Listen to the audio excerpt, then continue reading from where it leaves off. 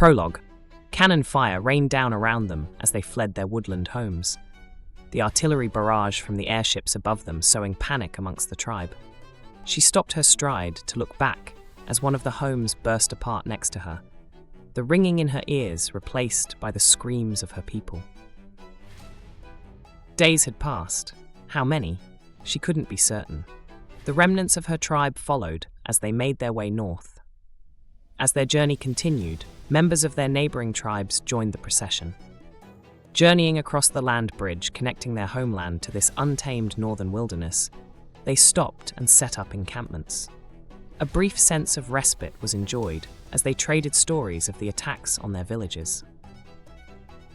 The Unification War, as it was titled by their antagonists from the fledgling city capital of Keyr'dana, had taken its toll, but in this moment they felt they had escaped the turmoil. It was here that she first encountered him. Tall of stature, the warrior son of the fierce tribe of the Köykkä had built a reputation amongst the survivors for the deeds he achieved in the safe passage north. She kept to the shadows, her eyes locked on this warrior from afar, his demeanor somewhat aloof to the recognition he had achieved.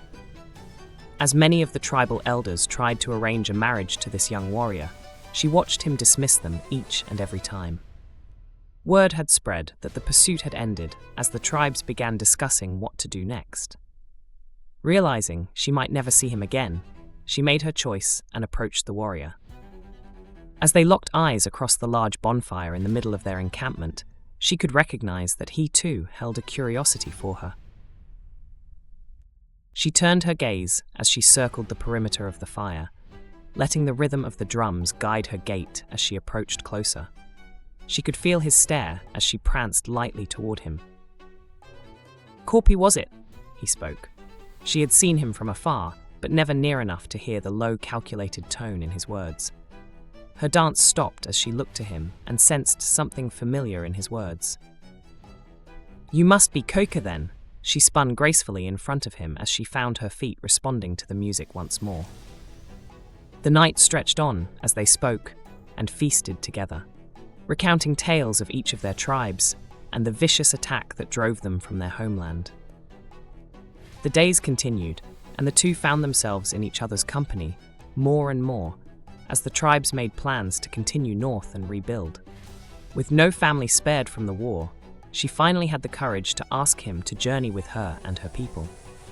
Knowing that his prowess was needed to protect his chieftain's son, he nervously went to seek permission. Entering the tent of the famed chieftain of the Köykkä, Köykkä stepped with determination. But the dwarf boy barreled forward from his father's side and clung to his leg. The chieftain listened to the young warrior state his case, already knowing from the shy tone in his voice that a woman had taken his interest. He sat amused at the warrior fumbling his words until suddenly interrupting him. "Boy, the war is behind us. It is time to rebuild for those of us who have families to care for."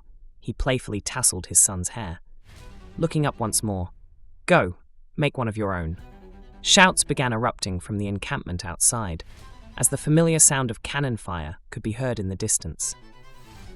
Köykkä went to the door of the tent to inspect as a projectile hit behind him. Cries of terror overtook his senses as he saw the chieftain's son behind him, covered in the blood of his father who laid still, his chest caved in from the cannonball. Fetching the child away, he stormed out of the tent, rushing to find Korppi, his heart racing with every step, hoping to find her safe. Dodging through the fires that were now raging through the encampment, he finally found her, leading others safely out of the inferno.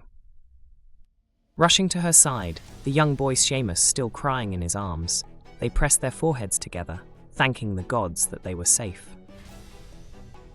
Another explosion rocked nearby, and he begged her flee with him, but she still had her tribe to tend to, and she refused to leave anyone behind again. "Go, get the child safely away, I will find you." These would be the last words he heard from her. The winter winds ceased as the heroes emerged from their makeshift shelters. Dormant through the dawning of spring, they began anew, forged in the resolve of their hardened loss. They lived as scavengers, taking what supplies they required as the months dragged on. A growing uncertainty welled within them as they looked to Köykkä for answers. With each passing day, his growing rage at the events that had befallen them took its toll, and so he withdrew. The ever-full well of steadfast determination took over him as he clawed through brush and trees until he made his way to the nearest village with his son. The little warrior was growing before his eyes, and he knew he could not falter in the only task that truly mattered. He stared the fates eye to eye once before, but he could not, would not, allow his uncertainties to get the better of him this time. The days grew longer once more, and he knew the task before him. His companions needed him once more. The time to raid anew was upon him. Free of the shackles of obligation to the hall, he set out once again in search of his allies as he laid plans for the forging of something greater than the tavern they once called home.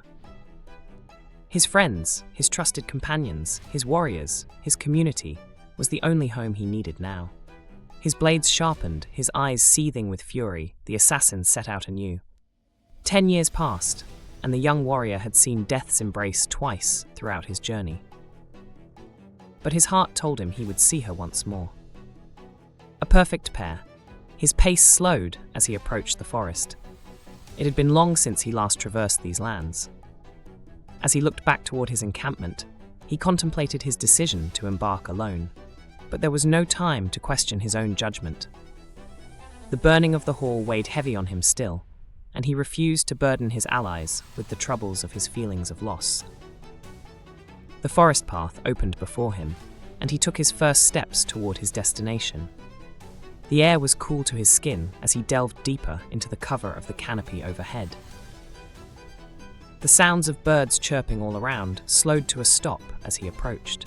Realizing his new blackened armor did not afford the same ability to blend into the underbrush as his old leather, he reminisced of the days when he was simply known as the hunter to the people of Keyr'dana. As if in response to his thoughts, a playful voice emerged behind him, uttering, "Nice armor."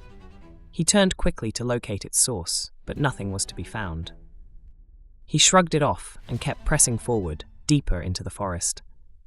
Every step carefully placed as he crouched through the underbrush, unsure of whether he was being tracked. Climbing an embankment, he paused to take in his surroundings. Suddenly, he felt that same familiar presence creep into his thoughts.